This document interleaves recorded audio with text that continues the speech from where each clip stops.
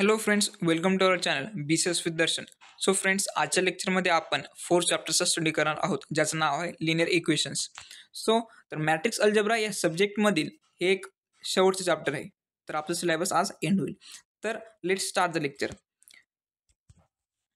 तर बघा, सर्वात पहिल्यांदा आपण बघू लिनियर इक्वेशन म्हणजे काय असतं.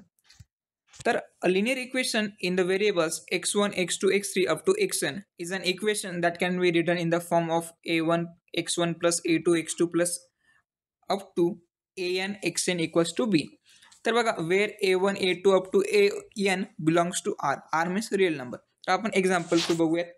तर तुम्ही स्क्रीनवरती बघू शकता. तर आपण पहिले एक्झाम्पल काय घेतलेले, x plus y equals to 2. तर यामध्ये x आणि y काय तुमचे व्हेरिएबल्स आहेत आणि इक्वल्स टू 2 हा तुमचा कॉन्स्टंट आहे. तर तुम्ही बघू शकता की या इक्वेशनमध्ये तर a1 किंवा a2 सारख्या ज्या काही व्हॅल्यूज दिलेल्या नाही आहेत. तर x प्लस वाय हे काय आहेत, एक्स आणि वाय व्हेरिएबल्स आहेत, त्यांच्यासोबत नंबर नाही आहेत, तर आपण काय 1 कन्सिडर करायचा.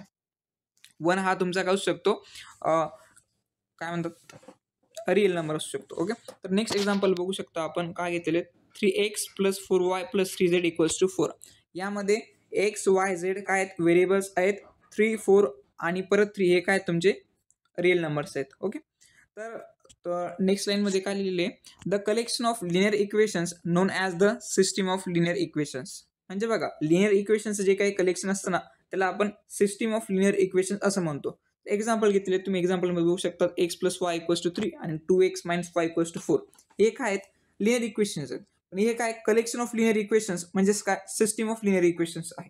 तर त्यामध्ये 2 टाइप्स येतात सिस्टीमच्या. तर पहिले तुमचं कन्सिस्टंट सिस्टीम, युनिक सोल्युशन और infinitely many solutions, then the system is set to be consistent system. अशी एक सिस्टीम ज्याच्यामध्ये लिनियर इक्वेशन असतात. लिनियर इक्वेशनचं जर युनिक सोल्युशन आलं किंवा इन्फिनाइट मिनी सोल्युशन येऊ शकतात, तर त्याला आपण कन्सिस्टंट सिस्टीम असं म्हणतो. नेक्स्ट येतं इनकन्सिस्टंट सिस्टीम. म्हणजेच काय, if the system has no solution. Okay, if the system has no solution then the system set to be inconsistent system. म्हणजे बघा, असं एक सिस्टीम म्हणजे लिनियर इक्वेशन्स आहेत तुमचे, तर त्याचं जर नो सोल्युशन्स येत नसेल, तर त्याला आपण इनकन्सिस्टंट सिस्टीम असं म्हणतो. तर आपलं एक्झाम्पलने आपण नीट समजून घ्या. तर चॅप्टरमधला टॉपिक काय, पहिला गॉस एलिमिनेशन मेथड. तर त्याच्या काही स्टेप्स आहेत त्या आपण समजून घेऊयात सॉल्व्ह करण्याच्या. तर स्टेप 1 काय आहे तुमची, की write the given system in the matrix form. Previous चॅप्टरमध्ये पण आपण बघितलं मॅट्रिक्स फॉर्ममध्ये कसं लिहायचं, ax equals to b. Matrix फॉर्ममध्ये आपण लिहिलं ax इक्वल्स टू बी. तर स्टेप 2 काय आहे, consider the augmented matrix a dash b and reduced it into the row equivalent form by using row operations. Same ही स्टेप पण आपण प्रिव्हियस चॅप्टरमध्ये केली होती, ज्याचं नाव आहे इन्व्हर्टिबल मॅट्रिसेस. तर तुम्ही लेक्चर बघितलं नसेल तर आपल्या लिस्टमध्ये ठीक आहे तुमचे, use the back substitution to find out the variables. आता आपण एक्झाम्पलने क्लिअर कट बघू. तर तुम्ही स्क्रीनवरती एक एक्झाम्पल बघू शकतात. क्वेश्चन काय आहे, solve the following linear system by using Gauss elimination method. Given equations आहेत, काय आहेत equations, x1 minus 2x2 plus x3 equals to 0. Next equation काय आहे, 2x2 minus x3 equals to 8. आणि थर्ड इक्वेशन आहे 5x1 minus 5x3 equals to 10. तर याला काय, पहिला स्टेप काय होती, तुम्ही थेरीमध्ये आपण आता प्रिव्हियस स्लाइडमध्ये बघितलं की पहिली स्टेप काय, right the given system in the matrix form. तर आता मॅट्रिक्स फॉर्ममध्ये लिहू आपण. तर बघू शकता हे जे काही स्क्रीनवरती 3 इक्वेशन दिसत आहेत, यांच्यामधले पहिल्यांदा आपण काय लिहायचे माहिती आहे का, कोइफिशियंट्स लिहायचे. कोइफिशियंट म्हणतो आपण त्याला, रिअल नंबर जे काय असतं ना, त्याला आपण कोइफिशियंट असं म्हणतो. तर पहिला इक्वेशन काय आहे तुमचं, x1 minus 2x2 plus x3 equals to 0. तर या इक्वेशन मधील कोइफिशियंट काय आहेत, तर x1 जो काही व्हेरिएबल आहे तुमचा, तर त्याच्यासोबत काय दिसतंय का कोइफिशियंट, नाही, तर आपण त्याला 1 घेणार. ओके, घेतला आपण 1. त्यानंतर x2 काय आहे, इथे बघू शकता स्क्रीनवरती, जो काही x2 आहे त्याच्यासोबत कोइफिशियंट काय 2 आहे. परंतु जो काही 2 आहे ना, त्याच्यासोबत तुम्ही बघू शकता मायनस साईन आहे, बघा इथे मायनस साईन आहे. तर इथे आपण -2 घेणार, विथ साईन घ्यायचं. प्लस असतं तर प्लस देण्याची गरज नाही, जर मायनस साईन असेल तर मायनस साईन घ्यायची मॅट्रिक्स लिहित असताना, मॅट्रिक्स फॉर्ममध्ये लिहित असताना. तर नेक्स्ट व्हेरिएबल काय आहे तुमचा, x3 सोबत काय दिसतं का कोएफिशियंट, नाही, म्हणजेच काय 1 आहे तुमचा, आपण 1 घेतला. ओके, मॅट्रिक्स फॉर्ममध्ये लिहितो ना आपण ax इक्वल्स टू b. पहिल्यांदा आपण a चा मॅट्रिक्स पूर्ण करून घेऊ. a म्हणजे काय, a is a matrix of coefficient. त्यानंतर एक्स का असतो मॅट्रिक्स ऑफ व्हेरिएबल आणि बी का असतो तुमचा मॅट्रिक्स ऑफ कॉन्स्टंट. पहिले आपण मॅट्रिक्स ऑफ कोएफिशियंट पूर्ण लिहून घेऊ तिघ इक्वेशनचा. तर सेकंड इक्वेशन काय 2x2 - 8 3 = 8.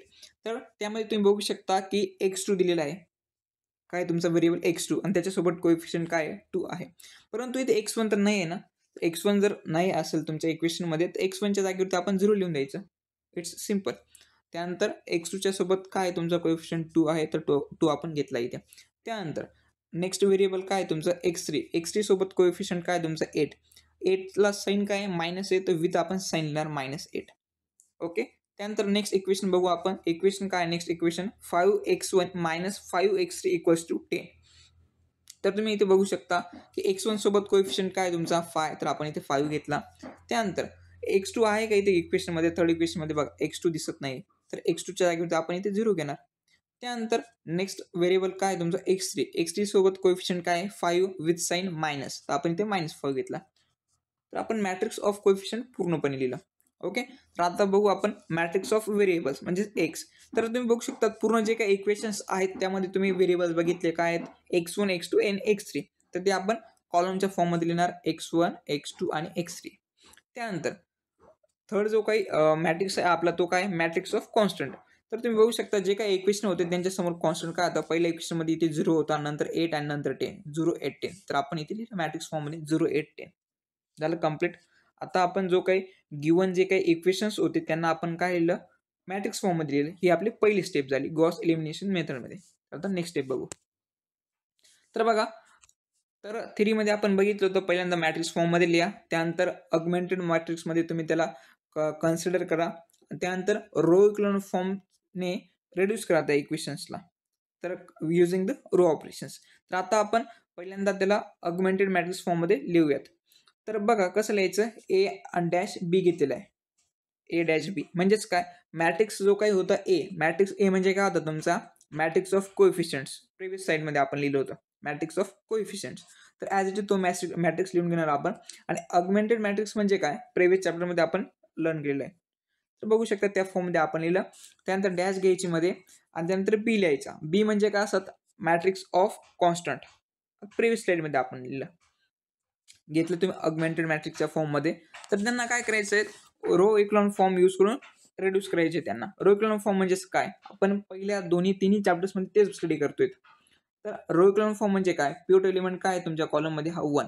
1च्या खालचे जे काही एलिमेंट्स त्यांना 0 करायचं. त्यानंतर सेकंड कॉलममध्ये यायचा जो काही 2 आहे ना त्याच्या खालच्या एलिमेंटला 0 करायचं जो की ऑलरेडी 0 आहे. तर आपलं पहिलं काम काय आता फक्त 1च्या खालचे जे दोघं एलिमेंट्स आहेत 0 आणि 5 यांना 0 करा. 0 ते ऑलरेडी 0 आहे त्याच्या खालच्या 5ला 0 करायचं आपल्याला फक्त तेवढंच ऑपरेशन परफॉर्म करायचं आहे. तर जे काही ऑपरेशन आता आपण परफॉर्म करणार ना ते पूर्ण ॲप्लिकेबल आहे बी मॅट्रिक्सवरती पण सेम. तर बघा पहिले आपण काय करणार 5ला 0 करायचं त्यासाठी 1 मिनिट.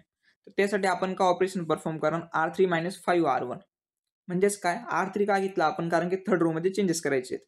तर पहिले आपण जो काही 1 आहे ना R1 मध्ये 1 त्याला म्हटलं आपण 5 ने करणार आणि 5 - 5 म्हणजे तुमचा आन्सर 0 येईल. की तुम्हाला क्लिक झालं पाहिजे त्याप्रमाणे ऑपरेशन्स परफॉर्म करायचे. ओके.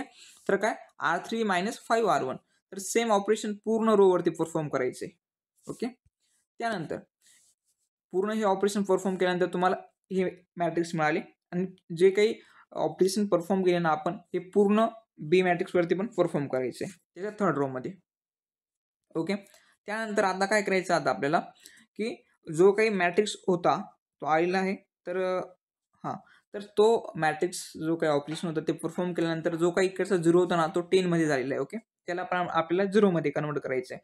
तर पहिल्यांदा आपण काय करू माहिती आहे का जो काही हा जो मधला जो 2 दिसतोय तुम्हाला तर स्क्रीनवरती बघा मी तुम्हाला डॅश केली जो काही त्याला आपल्याला काय 1 मध्ये कन्वर्ट करू आपण म्हणजेच काय R2/2 कारण की त्याची पोझिशन काय 1 मिनिट कारण त्याची पोझिशन काय सेकंड रो मध्ये त्याची पोझिशन म्हणून आपण R2/2 करणार आणि जे काही ऑपरेशन आहे पूर्ण रो मध्ये ॲप्लिकेबल होईल. ओके. मग तुम्ही बघू शकता ही जी काही रो होती तिला जर आपण कॅल्क्युलेशन R2/2 केलं तर हे आन्सर येईल. म्हणजेच काय 2/2 is 1 -8/2 is -4 आणि 8/2 is 4. आलं लक्षात. त्यानंतर आता आपल्याला 10ला 0 करायचं तर आपण सिम्पली ऑपरेशन यूज करणार R3 - 10 R2. ओके. ते ऑपरेशन परफॉर्म केल्यानंतर हे आन्सर मिळेल, हे मॅट्रिक्स येईल. तर आता काय करायचं माहिती आहे का, सर्व झालं. आता आपल्याला जो काही आता इथे 30 आलेलं आहे. ओके, जे मधले जे डायगोनलचे काही एलिमेंट्स होते त्यांना आपल्याला 1 करायचे. तो जो काही 30 होता ना त्याला 1 ला कन्व्हर्ट करायचं. म्हणजेच काय, R3 डिवायडेड बाय 30 करायचं म्हणजेच 1 येईल. आणि सेम ऑपरेशन पूर्ण रोजला परफॉर्म करायचं बी मॅट्रिक्स आपण. तुम्हाला हे आन्सर येईल. हे मॅट्रिक्स आला आन्सर. तर नेक्स्ट स्टेप बघू. तर नंतर काय होतं, रिराईट इन द सिस्टीम फॉर्ममध्ये लिहायचं होतं आपल्याला. तर रिराईट इट इन सिस्टीम म्हणजेच कसं लिहिणार बघा. इथे तुम्ही बघू शकता की काय इक्वेशन काय मॅट्रिक्स आलेलं आहे. 1 - 2 1 0 1 -4 आणि 0 0 1 हा ए मॅट्रिक्स आला आणि बी काय आला 0 4 -1 आला. ओके, तर आता काय करणार, सिस्टीम फॉर्ममध्ये लिहायचं आपल्याला. तर जे काही नंबर्स होते ना त्याला परत आपण सिस्टीम बॅक जे सबस्टिट्यूशन होतं ते अप्लाय करणार आणि परत लिहिणार आपण. म्हणजेच काय, मॅट्रिक्समध्ये काय आलं तुमचं इथे 0 आलेलं होतं. बघू शकता तुम्ही. 1 मिनिट बघा इथे सॉरी 1 आहे म्हणजेच आपण x1 घेतला इथे. बघा मी तुम्हाला सिम्पली सांगतो. फर्स्ट रो बघा काय आहे. 1 मिनिट. हां, फर्स्ट रो बघा काय, फर्स्ट रो तुमची 1 - 2 1 आणि 0. त्याला आपल्याला कोणत्या फॉर्ममध्ये लिहायचं आहे, इन विच फॉर्म, व्हेरिएबल फॉर्ममध्ये. बघा कसं लिहिणार आता आपण. म्हणजेच 1 - 2 1 ला x1 -2 x2 plus x3 equals to 0 करणार. त्याला आपण इक्वेशन वरमध्ये लिहिलं. त्यानंतर बघू शकता नेक्स्ट काय होतं तुमचं, नेक्स्ट कॉलम काय होते, नेक्स्ट रो काय होती तुमची 0 1 आणि -4 आणि 4 बी मॅट्रिक्समध्ये 4 होतं सेकंड रोमध्ये. तर आपण कसं लिहिणार, x2 - 4 x3 इक्वल्स टू 4 आणि लास्टचं चेक कराल तुम्ही 0 0 1 इक्वल्स टू -1 होतं. तर डायरेक्टली x3 लिहिणार आपण आणि x3 इक्वल्स टू -1. आता बघा सिम्पली सोल्युशन सॉल्व्ह करू आता आपण. x1 x2 आणि x3 ची व्हॅल्यू फाइंड आउट करायची आपल्याला. तर x3 इक्वल्स टू -1 ऑलरेडी मिळाला आता आपल्याला. आता काय करणार माहिती आहे का, x3 ला काय करायचं, put x3 equals to -1 in equation number 2. बघा इक्वेशन नंबर 2 काय आपलं x2 - 4 x3 इक्वल्स टू 4. तर त्याला पुट करा x3 इक्वल्स टू -1 पुट करा. म्हणजेच काय x2 - 4 ब्रॅकेटमध्ये -1 येईल इक्वल्स टू 4 येईल. त्याला सॉल्व्ह करा. x2 प्लस 4 इक्वल्स टू 4 येईल. त्यानंतर x2 इक्वल्स टू जो काही आता इथे 4 होता ना, या 4ला राईट साईडला घ्या. म्हणजेच काय -4 येईल. 4 - 4 आन्सर इज 0. तर x2 इक्वल्स टू 0 मिळाला. It's very simple. त्यानंतर पुट x3 इक्वल्स टू -1 आणि x2 equals to 0 in equation number 1. Equation number 1 काय होतं आपलं, x1 - 2 x2 plus x3 equals to 0. तर काय आपल्याला x1 फाइंड आउट करायचं आहे. x1 - 2 इंटू x2 काय आला तुमचा 0. 1 मिनिट. तर बघा काय आलं तिथे, x1 - 2 इंटू x2च्या जागेवरती 0 घेतला आपण. त्यानंतर प्लस करायचं -1 घेतला. x3ची व्हॅल्यू काय घेतली -1 इक्वल्स टू 0. तर बघा x1 - 2 इंटू 0 इज -0 आणि -1 इक्वल्स टू 0. म्हणजेच का x1 - 1 इक्वल्स टू 0 आणि जो काही लेफ्ट साईडला मायनस नव्हता राईट साईडला जाताना +1 होईल. म्हणजेच x1 equals to +1. Set is, तर तुम्ही बघू शकता आपल्याला तिघं व्हॅल्यू मिळाला x1, x2 इक्वल्स टू 1, 0, -1. तिघं व्हॅल्यू मिळाला. म्हणजेच काय, system has unique solution and solution.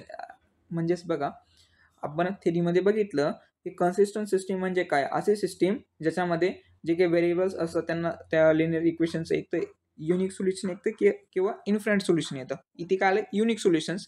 म्हणजेच काय, सिस्टीम इज कन्सिस्टंट. ओके, आता नेक्स्ट बघू आपण.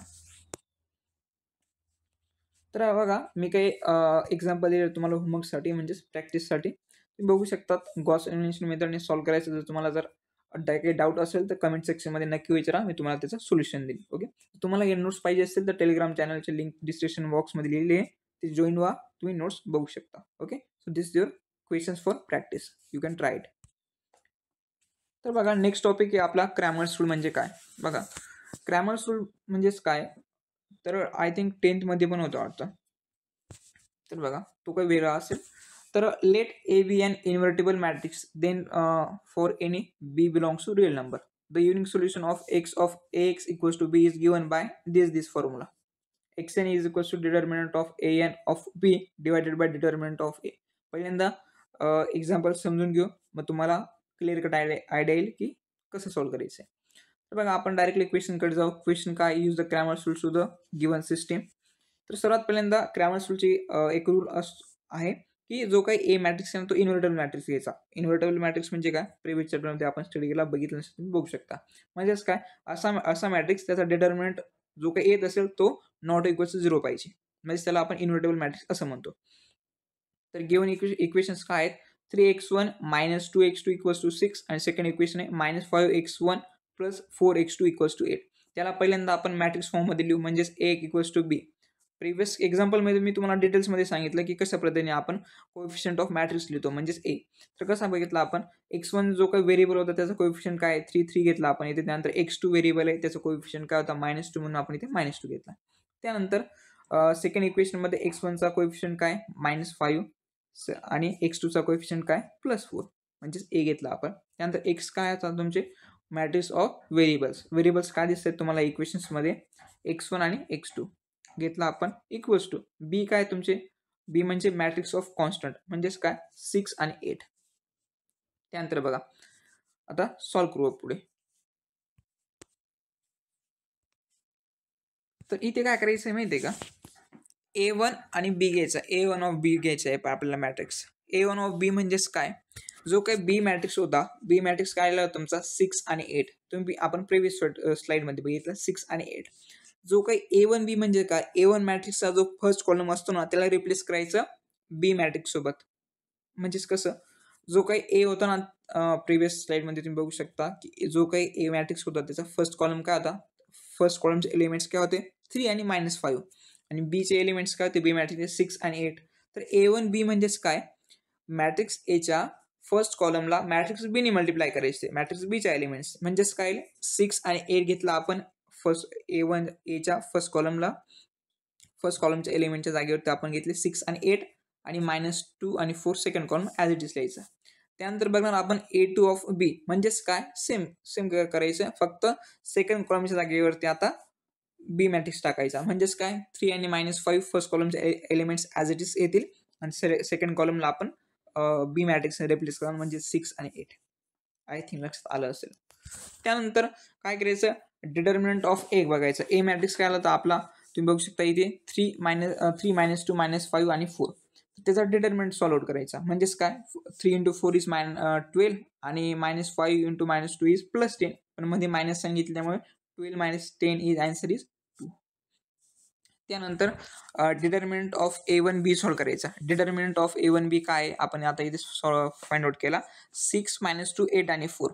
तर कसं घ्यायचं, 6 × cross multiplication, determinant find out करण्यात आता तुम्हाला माहितीच असेल, 6 × 4 = 24, मध्ये मायनस साइन घ्यायची, आणि 8 × -2 = -16, देन 24 -16, म्हणजेच काय 24 + 16 आन्सर इज 40. त्यानंतर determinant of A2B find out करायचा, म्हणजेच काय 3 6 -5 आणि 8. प्रिव्हियसली आपण बघितलं आपण ॲज इट इज घेतला तिथे. त्यानंतर त्यासाठी डिटर्मिनंट फाइंड आउट करायचा. तर बघा 8 3 = 24, मध्ये मायनस साइन घ्यायची, -5 × 6 आन्सर इज -30, देन 24 -+30 येईल, 24 + 30 आन्सर इज 54. ओके, आता आपल्याला x1 आणि x2 ची व्हॅल्यू फाइंड आउट करायची. तर कसं बघायचं, आता प्रिव्हियसली फॉर्म्युला बघितला आपण, काय होतं, determinant of A(n) of B divided by determinant of A. म्हणजेच कसं बघा, x1 फाइंड आउट करण्यासाठी आपण काय बघायचं, determinant of A1B divided by determinant of A, आणि x2 फाइंड आउट करण्यासाठी determinant of A2B divided by determinant of A. तर डिटर्मिनंट ऑफ A1B काय आला तुमचा 40, म्हणजेच काय 40 घेतला आपण इथे, आणि divided by determinant of A काय आला इथे, 1 मिनिट. तर डिटर्मिनंट ऑफ A1 आला तुमचा 2, डिटर्मिनंट ऑफ A1B आला 40, आणि डिटर्मिनंट ऑफ A2B आला 54. तर सेम फॉर्म्युलामध्ये सर्व व्हॅल्यूज पुटअप करायच्या. इथे काय येईल, determinant of A1B divided by determinant of A, म्हणजेच काय 40/2 येईल, व्हॅल्यूज पुट करा, इक्वल्स टू 2 आन्सर येईल. त्यानंतर x2 साठी फॉर्म्युला येईल, determinant of A2B divided by determinant of A, म्हणजेच काय 54/2, so your answer is 27. So the value of x1 is 20 आणि x2 इक्वल्स टू 27. एकदम इझी होतं.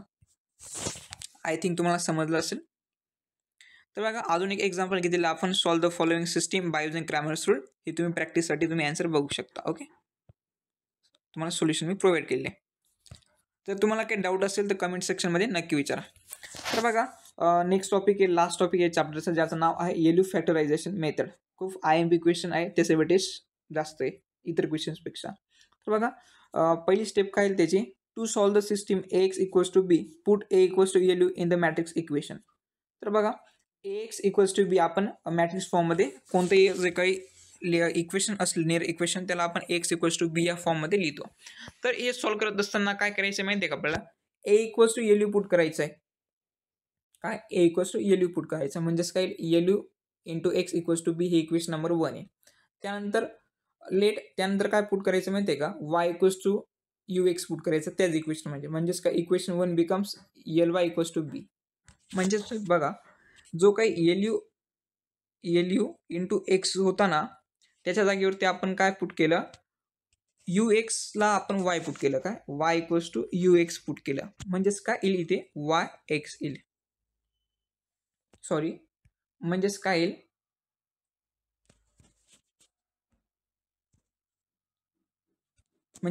माहिती आहे का, आता UXच्या जागेवरती y पुट करायचे म्हणजेच काय LY येईल इक्वल्स टू बी. इक्वेशन 1 काय झाला, LY इक्वल्स टू बी. तर त्यानंतर येईल first solve LY equals to b for y. y find out करण्यासाठी LY equals to b solve करायचं आहे. त्यानंतर and then solve UX equals to y for the value of x.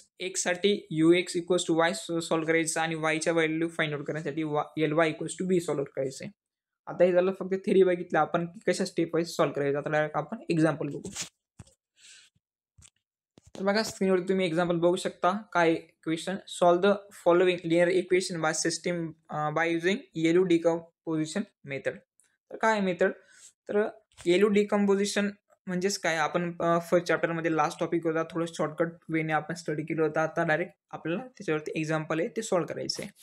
तर स्क्रीनवर तुम्ही बघू शकता एक्झाम्पल्स आहेत. गिवन एक्झाम्पल्स काय आहेत, linear equation 3a - 7b - 2c equals to 7 त्यानंतर सेकंड इक्वेशन आहे -3a + 5b + c equals to 5 आणि नेक्स्ट इक्वेशन काय 6a - 4b इक्वल्स टू 2. तर बघा पहिली स्टेप काय होती, write it in the matrix फॉर्ममध्ये लिहिताना असं लिहिलं आपण. तुम्हाला आय थिंक आता तर लक्षात आलंच असेल कसं लिहायचं.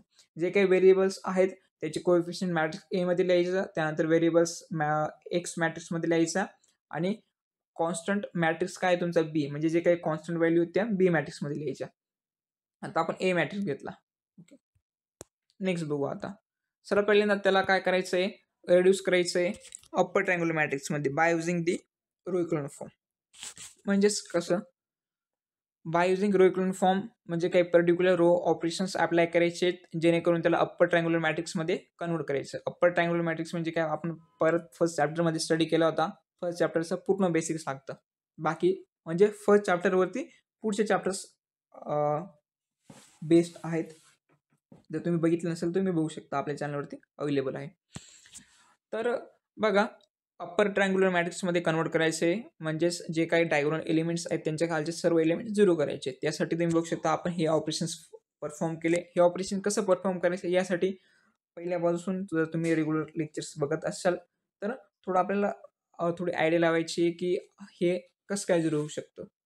ओके, तर हे ऑपरेशन्स आपण अप्लाय केले, त्यानंतर त्याला रिड्यूस केलं अप्पर ट्रायंग्युलर मॅट्रिक्समध्ये. अप्पर ट्रायंगलचा रो ट्रायंगुलर कसा करायचा बघा. अप्पर ट्रायंगुलर मॅट्रिक्सचे एलिमेंट्स काय आलेले आहेत, 3 - 7 - 2 0 - 2 -1 0 0 -1. तर 3 जो काही 3 तुम्ही इथे बघू शकता त्याच्या खाली 2 0 आलेले आहेत. तर जर तुम्ही बघितलं प्रिव्हियस स्लाइडमध्ये, 1 मिनिट, जर तुम्ही बघितलं प्रिव्हियस स्लाइडमध्ये इथे बघू शकता तुम्ही की 3च्या खाली होता काय होता -3 आणि 6. तर सेम -3 आणि 6 ॲज इट इज लिहायचं आहे इथे. तर त्यानंतर काय करायचं आहे, नेक्स्ट एलिमेंट काय त्यांचा -2 इथे. -2च्या खालचा एलिमेंट काय आला तर इथे 10. तर 10 ॲज इट इज आपण इथे घेतला.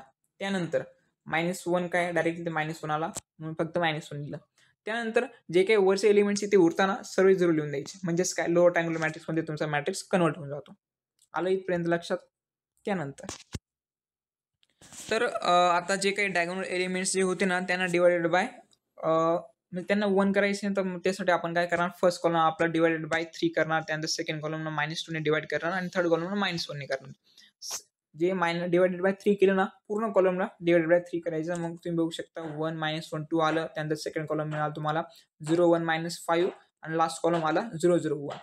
तर त्यानंतर नेक्स्ट स्टेप काय होते आपले, solve ly = b for y ची व्हॅल्यू फाइंड आउट करण्यासाठी ly = b सॉल्व आउट करायचं आपल्याला. म्हणजेच काय बघा, पहिल्यांदा लोअर ट्रायंग्युलर लिहायचा, हा एल मॅट्रिक्स इथेच लिहायचा, लोअर ट्रायंग्युलर मॅट्रिक्स. त्यानंतर y घ्यायचा, ly = b ना, y काय घ्यायचं मग, y1 y2 आणि y3 पुट करायचा इक्वल्स टू b. b म्हणजेच काय, कॉन्स्टंट मॅट्रिक्स ज्याचे एलिमेंट्स काय आले होते -7 5 आणि 2. तर त्याला ऑगमेंटेड मॅट्रिक्स मध्ये कन्वर्ट करायचं. म्हणजेच काय, a डॅश b, ए जे एलिमेंट ॲज इट इज इथे घेतले आपण, म्हणजे डॅश केली आणि b घेतला इथे. ओके, तर त्याला वापस सॉल्व करण्यासाठी काय करावं लागेल आता आपल्याला,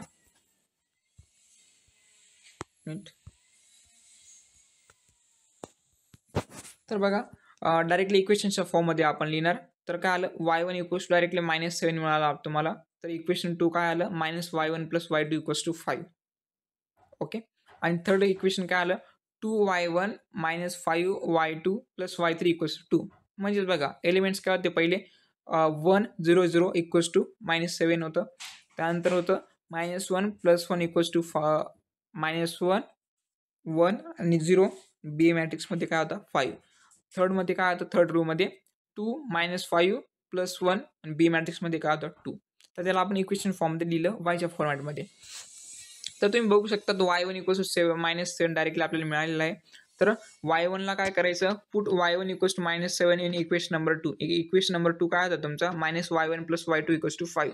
तर काय करणार, मायनस इंटू ब्रॅकेटमध्ये -7 घेणार, प्लस y2 = 5 येईल. -5 इट बिकम्स प्लस. तर 7 y2 = 5 येईल. म्हणजेच काय, y2 = 5 ला जो काही 7 होता इकडे लेफ्ट साईडला, त्याला राईट साईडला गेल्यानंतर -7 होईल. म्हणजेच काय, 5 - 7 answer is -2. Then y2 = -2. Then put y1 = -7 and y2 = -2 in equation number 3. Equation number 3 काय होता, 2y1 - 5y2 + y3 = 2.